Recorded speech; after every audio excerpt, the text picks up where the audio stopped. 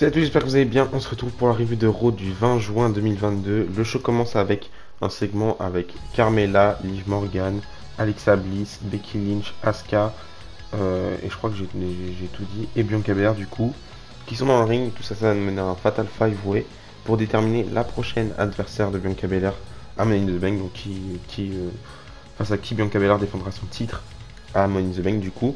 Parce que pour ceux qui ne savent pas, normalement c'était Rhea Ripley qui devait affronter Bianca Belair.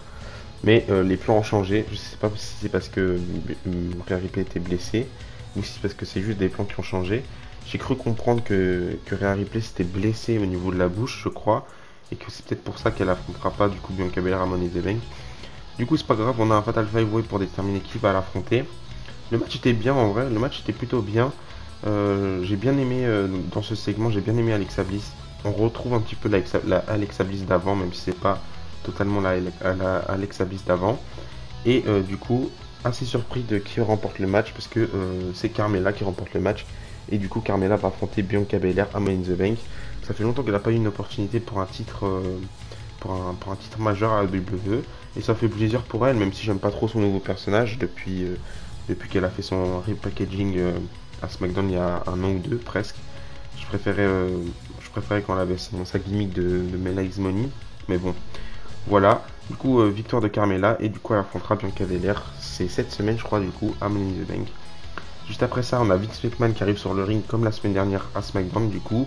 Vince McMahon il dit que ça fait 30 ans que Raw existe et que Raw est l'une des séries, voire la série avec le plus d'épisodes parmi toutes les séries qui existent.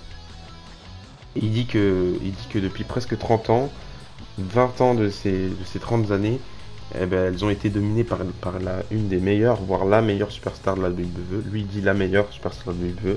Moi je le pense personnellement parce que c'est ma superstar préférée. Et bon voilà. Du coup elle a été dominée par la meilleure superstar de la WWE de l'histoire. Et cet homme va faire son retour à Raw la semaine prochaine. Donc aujourd'hui, au moment où je tourne cette vidéo, parce que je tourne cette vidéo un petit peu en retard. Et du coup, on parle bien de John Cena. Ensuite, nous avons un match de qualification au Money in the Bank Ladder match masculin. Un match entre Riddle et Omos. Je rappelle que Riddle, il avait perdu son match face à Roman Reigns la semaine dernière à SmackDown. Là, il affronte Omos pour espérer avoir une place dans le Money in the Bank Ladder match. Le match, j'ai pas trop kiffé. Vous savez très bien que j'aime pas beaucoup Omos. Et que c'est pas une superstar que je porte énormément dans mon cœur, sur tous les aspects en vrai. Mais du coup, malheureusement, c'est une victoire d'Omos. Malheureusement pour ma part, hein, je sais qu'il y en a beaucoup qui apprécient Omos. Et en plus, c'était une victoire assez clean. Après, on peut justifier le fait que Riddle perd parce qu'il a fait un gros match ce vendredi face à Roman Reigns. Du coup, il avait des bandages autour de sa taille. Mais je trouve ça assez dommage. Je trouve que Riddle, il aurait brillé dans un Money in the Bank Ladder match. En plus, c'est pas son premier Money in the Bank Ladder match. Et l'année dernière, il avait totalement brillé. Du coup, c'est assez dommage. Mais j'ai encore de l'espoir. Il reste deux places normalement au Money in the Bank Ladder match. Et j'ai encore de l'espoir pour qu'il y ait deux superstars que j'apprécie. Parce que pour l'instant, à part Seth Rollins, c'est pas vraiment ça. Et je kiffe pas beaucoup. Enfin bref. Juste après ça, on a un autre match en simple. La semaine dernière, on a eu Jimmy Uso face à Montez Ford. Mais cette fois-ci, on a Jey Uso face à Angelo Dawkins. J'aime beaucoup les Street Profits.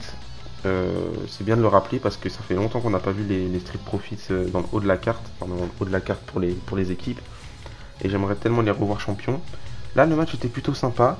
Et assez étonnamment, c'est une victoire d'Angelo Dawkins et assez clean en plus, qui remporte ce match face à Jey Uso. Donc ça fait plaisir pour Angelo Dawkins qui est beaucoup critiqué. Enfin, beaucoup critiqué. Il est surtout pas à la même échelle, pas à la même hauteur que Montez Ford malheureusement.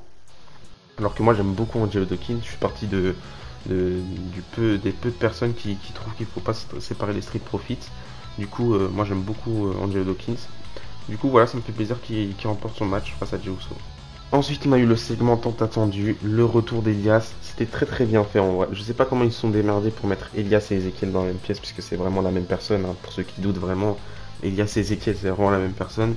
Juste, ils ont rajouté de la barbe à Ezekiel, enfin à Elias, pour qu'il redevienne un petit peu le Elias d'avant. Après, ils ont dû bien gérer au montage pour pouvoir les mettre les deux dans la même pièce. Et du coup, ça fait plaisir. Je vous conseille d'aller voir ce segment parce que c'était très très divertissant. J'ai beaucoup aimé.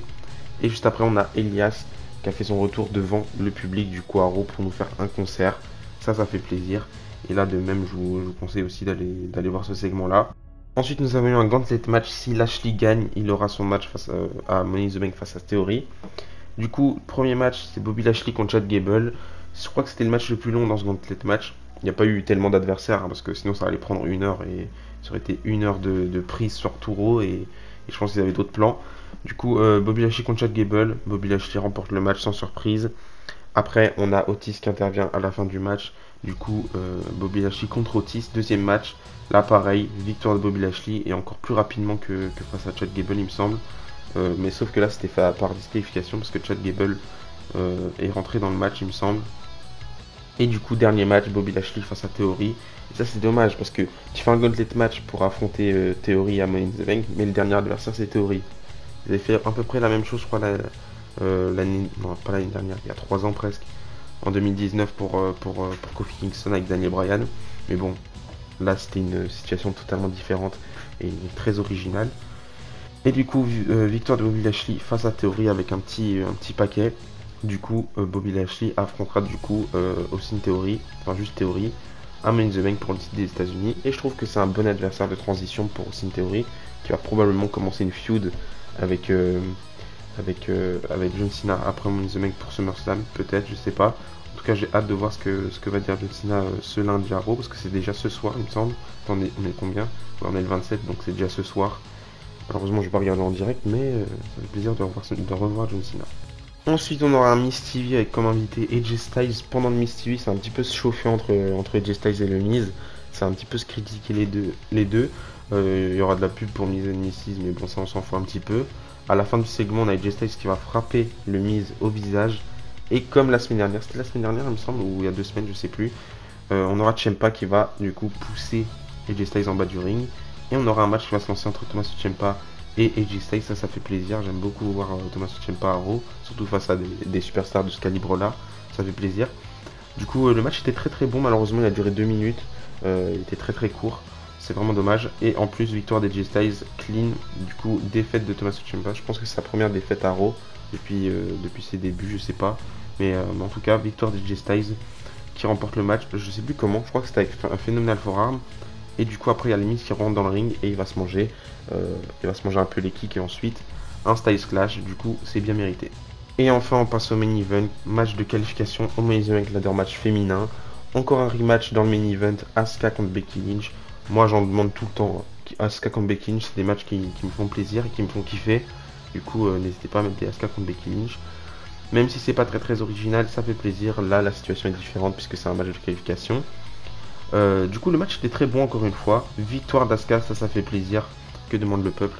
Asuka qui se qualifie au Money in the Bank ladder match. Je rappelle quand même que Asuka elle est déjà devenue Miss Money in the Bank en 2020 du coup pendant le Covid. Et du coup elle avait pas cash-in mais elle avait reçu directement le titre parce que Becky Lynch était partie pour une longue pause parce qu'elle allait devenir maman. Du coup voilà, ça fait un petit clin d'œil à tout ça parce qu'elle affronte Becky Lynch du coup pour se qualifier au Money in the Bank ladder match. Et Becky Lynch, il me semble, elle a pas été beaucoup dans les ladder match Money in the Bank. Je pense qu'elle a été une fois, c'était dans le premier. Et après, je me rappelle plus du tout parce qu'après, elle a eu son gros push et du coup, elle était beaucoup championne. Donc elle était pas trop dans ce genre de match là.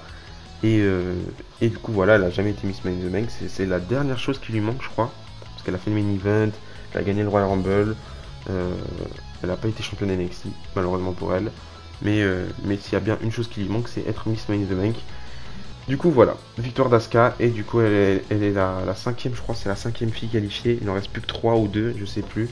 Mais en tout cas voilà, c'est comme ça que se termine le show. Dites-moi votre avis dans les commentaires par rapport à ce Raw. Moi je trouve qu'il était sympa, il était bien chargé quand même ce Raw. Ça manque de star power. On n'a pas vu beaucoup cette Rollins durant ce show du coup. Parce que Cody Rhodes n'est pas là, du coup il n'y a rien à faire avec cette Rollins, même c'est le premier qualifié au Main Event ladder match. Mais voilà. D'ici on se dit à la prochaine, on se retrouve du coup bientôt pour une review de ma review de SmackDown la semaine dernière que j'ai oublié de faire, du coup je vais la faire en retard. La review de Raw qui va arriver cette semaine, je vais essayer de faire tout le plus vite possible parce que cette semaine il y a Money in the Bank, je vais encore faire ma review pour SmackDown de la semaine prochaine. Je vais encore faire mes pronostics pour Money in the Bank, ma review de Money in the Bank. Et du coup je vais essayer de faire le plus tôt possible ma review de Raw, parce qu'il y a Cena qui va faire son retour et comme vous savez Cena c'est ma superstar préférée. Du coup voilà. D'ici là, je vous dis à la prochaine et n'oubliez pas, tant qu'il y a le catch et l'espoir. Bisous bisous.